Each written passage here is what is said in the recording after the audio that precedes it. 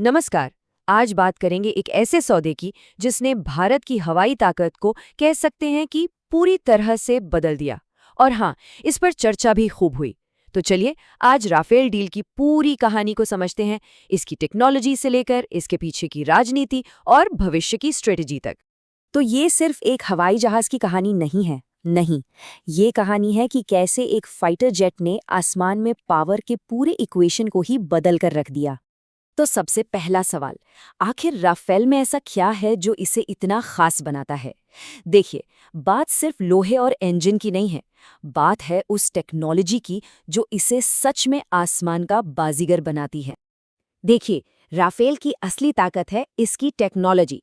इसकी जो meteor missile है, उसका सीधा मतलब है दुश्मन को देखने से भी पहले उसे ढेर कर देना।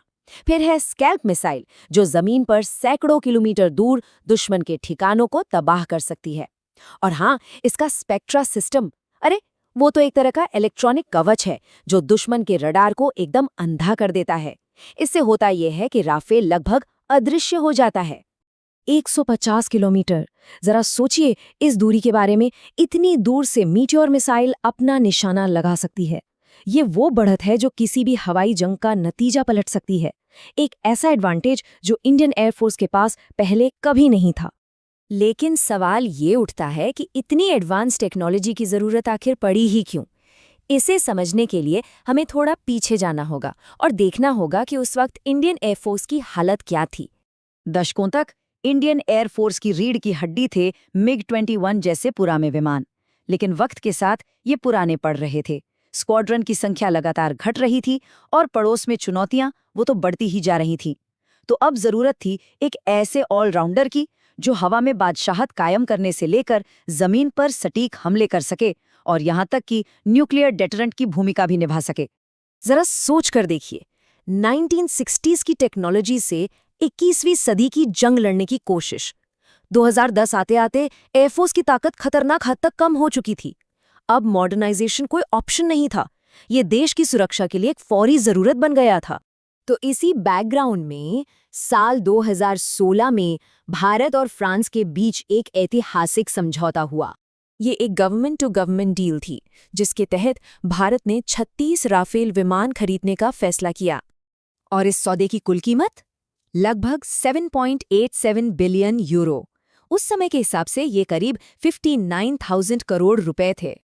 हाँ, ये कीमत काफी ज्यादा लगती है, लेकिन ये सिर्फ 36 विमानों की नहीं थी।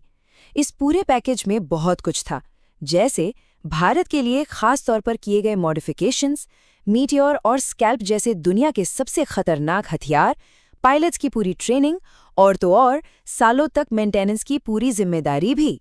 डिलीवरी भी काफी तेजी से हुई। 2022 तक सभी 36 विमान इंडियन एयरफोर्स का हिस्सा बन चुके थे और इनकी तैनाती भी देखिए कितनी स्ट्रेटेजिक थी। कुछ अंबाला में यानी पश्चिमी सीमा पर नजर रखने के लिए और बाकी हासिमारा में पूर्वी सीमा पर किसी भी चुनौती से निपटने के लिए। लेकिन इस सौदे का असर सिर्फ हवाई सरहदों तक ही नहीं रहा, इसके पॉलिटिकल और इकोनॉमिक पहलू भी काफी गहरे थे। अब देखिए, इतना बड़ा सौदा हो और उस पर राजनीतिक बहस ना हो, भला ऐसा कैसे हो सकता है? राफेल डील ने भारत में एक बहुत बड़ा पॉलिटिकल विवाद खड़ा कर दिया। सरकार और विपक्ष दोनों आमने सामने आ गए। जो सवाल उठाए गए वो मुख्य रूप से दो थे। पहला, विमानों की आखिरी कीमत को लेकर, और दूसरा, ऑफसेट पार्टनर के तौर पर कुछ इंडियन कंपनियों को कैसे चुना गया, इस प्रक्रिया को लेकर। यह आरोप कई महीनों तक हेडलाइंस में बने रहे।